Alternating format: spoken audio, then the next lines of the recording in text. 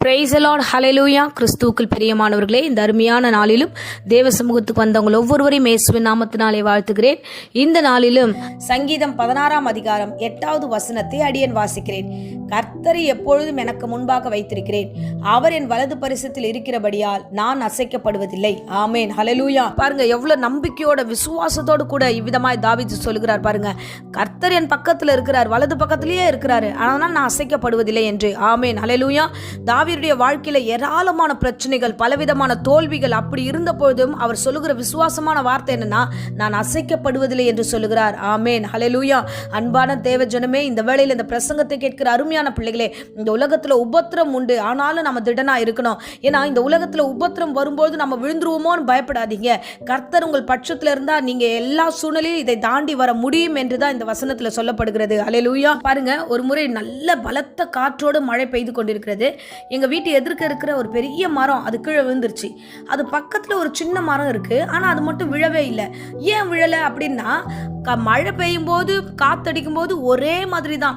பெரிய மரத்துக்கும் அந்த காத்து போய் சேருது, சின்ன மரத்துக்கும் அந்த காத்து போய் சேருது.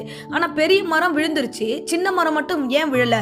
ஏன்னா அந்த இடத்துல அந்த சின்ன மரம் வேறானது நல்ல மண்ணோட சேர்ந்து, பூமியோட சேர்ந்து அது நல்ல உறுதியா இருந்ததுனால அது விழவே இல்லை. ஆனா பெரிய மரம் அந்த வேர் இல்லாததுனால அது காற்று அடிச்சதுமே விழுந்துருச்சு. ஹல்லேலூயா. அன்பு பிள்ளையே, இதே மாதிரிதான் கிறிஸ்துவுக்குள்ள நம்ம வேரூன்றி இருந்தோம்னா நம்ம ஒரு பிரச்சனையும் அசைக்கப்படாது, நாம உறுதியா நிற்க முடியும். ஹல்லேலூயா. அதுதான் நீதிமொழிகள் 10 அதிகாரத்துல 25 வசனம் இவ்விதமாய் சொல்கிறது, நீதிமானோ நித்திய அஸ்திபாரம் உள்ளவன் என்று. ஆமேன், ஹல்லேலூயா.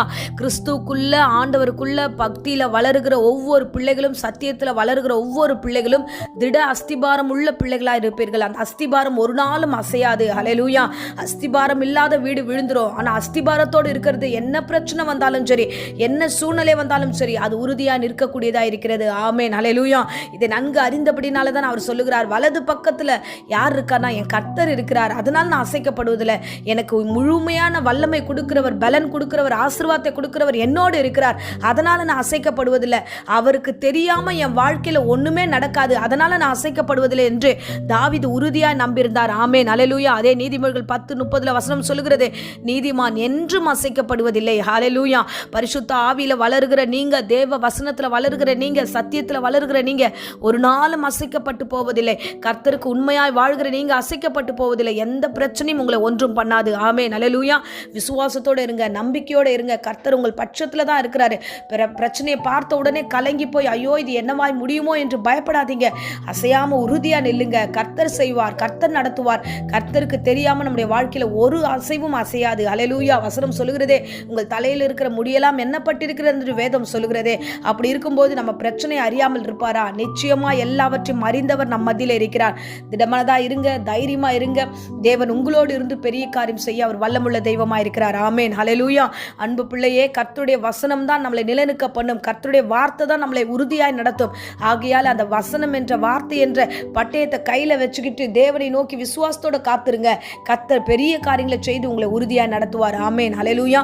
நீங்களும் தாவீதை போல சாட்சி சொல்லுகிற பிள்ளைகளாய் வரும் நாட்களில் மாறுவீர்கள். கர்த்தர் என்னோடு இருக்கிறார், அதனால் நான் அசைக்க மாட்டேன், நான் அசைக்கப்பட்டு போவதில்லை என்று நீங்க தைரியமா விசுவாசமாய் சாட்சி சொல்வீர்கள். ஆமென். சோ இப்பொழுதும் அடியேன் உங்களுக்காக ஜெபிக்கிறேன். அன்பு ரட்சகா, இந்த அருமையான வேலைக்காக நன்றியோடு உம்மை ஸ்தோத்திரம் பண்ணுகிற ராஜா இயேசுவே. தாவீது சொன்னப்பட்ட அதே வார்த்தை ஆண்டவரே நாங்களும் இந்த வேளையில விசுவாசத்தோடு சொல்லுகிறோம். எங்கள் வலது பக்கத்துல நீர் இருக்கிறபடினால் ஆண்டவரே நானும் என் சபையோரும் ஆண்டவரே அசைக்கப்படாதபடிக்கு உறுதியா இருக்க எங்களுக்கு கிருபை தருவீராக. தொடர்ந்து ஆண்டவரே இந்த பிரசங்கத்தை கேட்ட ஒவ்வொரு பிள்ளைகளையும் ஆசீர்வதிங்க. பயத்தை நீக்கி போடுங்க, பலவீனத்தை நீக்கி போடுங்க, தேவையில்லாத குழப்பத்தை இயேசுவின் நாமத்திலே சபித்து கட்டுகிறேன்.